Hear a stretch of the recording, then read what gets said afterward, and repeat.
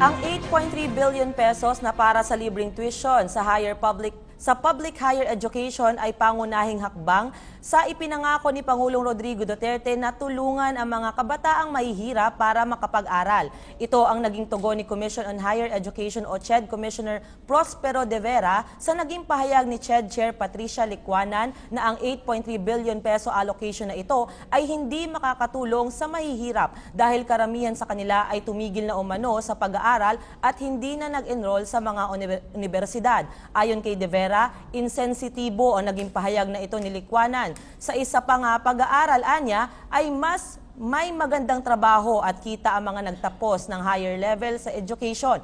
Gayon din na ang bawat mahihirap na estudyante na nakapag-aral sa kolehiyo ay nagiging produktibo bilang miyembro ng lipunan. Paglilinaw pa ng Commissioner, nasa 150,000 estudyanteng mahihirap ang matutulungan sa 8.3 billion pesos na ito na naisama sa 2017 budget. Ang naturang pondo ay makakapaghikayat din sa mga mag-aaral na mag-enroll sa mga universidad. Kaugnay nito, sinabi ni De Vera na dapat gumawa na ang CHED ng draft para sa Implementing Rules and Regulations o IRR upang matiyak na maipamamahagi ng maayos ang naturang financial assistance funds.